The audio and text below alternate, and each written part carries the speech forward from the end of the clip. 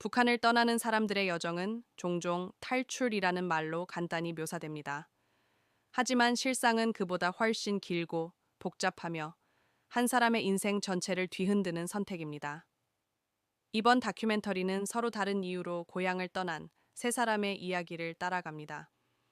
그들은 각기 다른 길을 걸었지만 한 가지 공통점이 있습니다. 바로 그 누구도 쉽게 선택할 수 없는 결정을 했다라는 점입니다. 일부 함경북도 한 여인의 이야기. 여인은 함경북도 시골 마을에서 남편, 아이 둘과 함께 살고 있었습니다. 늘 식량은 부족했고 장마당에서 조금씩 장사를 하며 버텼습니다. 그러던 어느 여름, 남편이 광산에서 큰 사고를 당했습니다. 제대로 된 치료를 받을 수 없었고 남편의 몸은 점점 굳어갔습니다. 외벌이로 일어서는 것은 불가능했습니다. 식량은 날마다 줄었고 아이들은 말라갔습니다. 그 무렵 여인은 마을 사람들에게서 작은 소문을 들었습니다. 강만 건너면 굶지 않는 곳이 있다. 처음에는 믿지 않았습니다. 하지만 아이들의 마른 얼굴을 볼 때마다 마음이 흔들렸습니다. 눈이 내리던 어느 겨울밤, 아들을 품에 안아 재우던 순간 여인은 결심합니다. 이대로라면 아이들이 죽을 수도 있다. 그녀가 떠난 이유는 단 하나였습니다. 아이들을 살리기 위해서였습니다. 두부. 함경남도 청년의 선택. 어릴 적 꿈은 선전선동 방송국 기자. 방송국에서 마이크를 잡는 모습이 멋있어 보였습니다. 그러나 18살, 친구가 식량 절도로 체포된 뒤 돌아오지 못했습니다. 그때 처음으로 세상을 의심하기 시작했습니다. 이 나라가 정말 나를 지켜줄 수 있을까? 질문은 점점 커졌습니다. 어느 날 장마당에서 우연히 들은 말. 요즘 국경이 느슨해졌다. 돈만 있으면 건널 수 있다. 그 말은 밤마다 그의 마음을 흔들었습니다. 결국 어느 순간 그는 충동적으로 강가에 섭니다. 그러나 막상 건너려 하니 몸이 떨렸습니다. 딱 한 가지 이유가 그를 움직였습니다. 내 인생을 내 힘으로 살아보고 싶다. 그는 강물 속으로 조심스럽게 발을 내디뎠습니다. 3부 양강도의 중년 남성 군 복무를 하며 그는 많은 것을 봤습니다. 굶주림으로 쓰러지는 병사들, 혹한 속에서도 장비 없이 근무하는 동료들, 그리고 무관심한 상부. 그는 충성심이 강한 사람이었지만 오랜 시간 동안 그 충성심은 흔들리기 시작했습니다. 제대 후 가정을 꾸리고 아이를 키웠지만 세상은 쉽게 나아지지 않았습니다. 그의 탈북은 충동이 아니라 철저한 계획이었습니다. 경비대 교대 시간, 감시의 빈틈, 날씨, 물살, 모든 것을 계산했습니다. 그는 말합니다.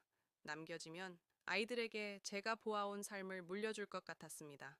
그건 도저히 견딜 수 없었습니다. 4부 강을 건너는 사람들, 여인의 두만강 건너기, 얼음이 언 두만강. 여인은 두 아이의 손을 붙잡고 천천히 건너기 시작했습니다. 얼음은 툭하는 소리를 내며 흔들렸습니다. 그녀의 두려움은 단속도 추위도 아니었습니다. 내가 죽으면 아이들은 어떻게 되는가? 그 두려움이 발걸음을 계속 움직이게 했습니다. 청년의 어둠 속 이동 국경을 넘은 뒤 그는 브로커가 준비한 트럭 짐칸에 숨었습니다.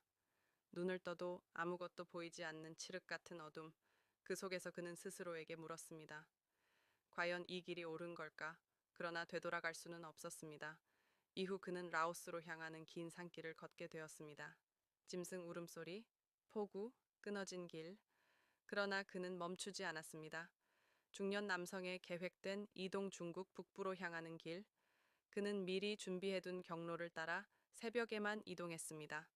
낮에는 헛간, 창고, 농가의 구석에 숨어 있었습니다. 그 시간 동안 그는 가족을 떠올렸습니다. 아이들은 잘 지낼까? 그가 살아남아야 하는 이유는 분명했습니다. 오부, 중국에서의 시간은 세 사람에게 모두 고통스러웠습니다. 단속을 피하기 위해 숨고 또 숨었습니다. 여인은 다른 탈북 가족과 함께 며칠을 보냈습니다. 그곳에서 한 할머니가 밤마다 과거 이야기를 들려줬습니다. 그 이야기를 들으며 여인은 돌아갈 수 없는 길을 택했구나 라고 느꼈습니다.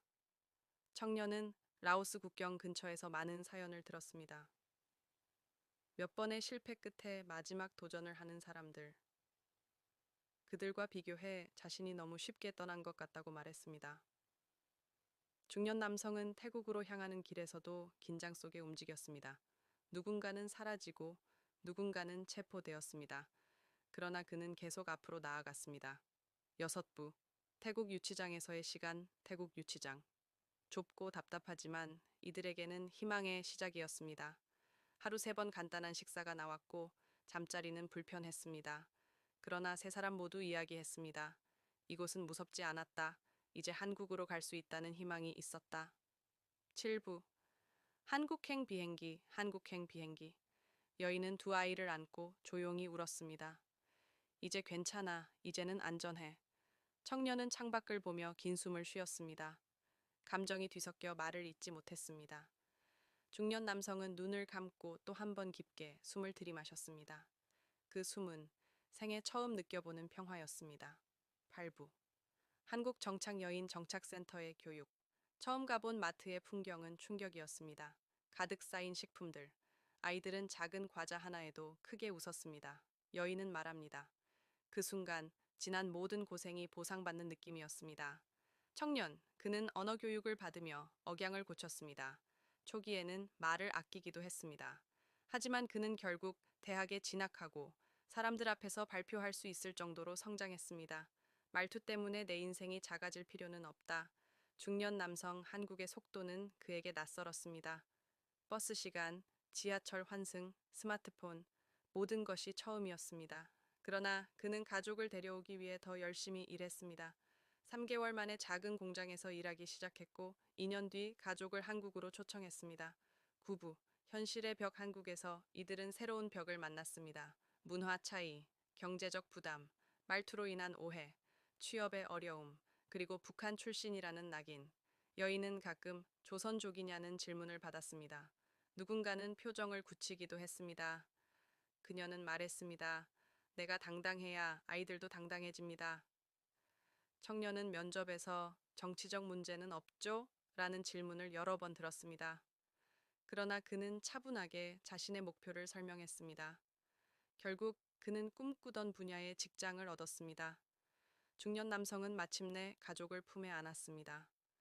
오랫동안 떼어놓고 살아야 했던 시간은 그에게 깊은 상처였지만 그만큼 강한 힘도 되어 주었습니다. 10부. 새로운 시작 3사람의 여정은 끝난 것이 아닙니다. 한국은 이들에게 새로운 출발선입니다.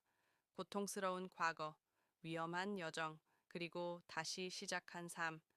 이 모든 과정 속에서 이들이 공통적으로 말한 것은 단 한 가지였습니다. 살기 위해 선택했고 더 나은 미래를 위해 걸었습니다. 엔딩 내레이션 탈북의 여정은 위험했고 그 끝이 보이지 않는 길이었습니다. 하지만 그 길 위에서 이들은 두려움과 희망을 동시에 품었습니다.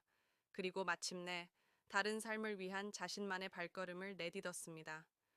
이 이야기는 3사람의 기록이지만 또한 수많은 이름 없는 사람들의 여정이기도 합니다. 그들의 발걸음은 지금 이 순간에도 어딘가에서 계속되고 있을지도 모릅니다.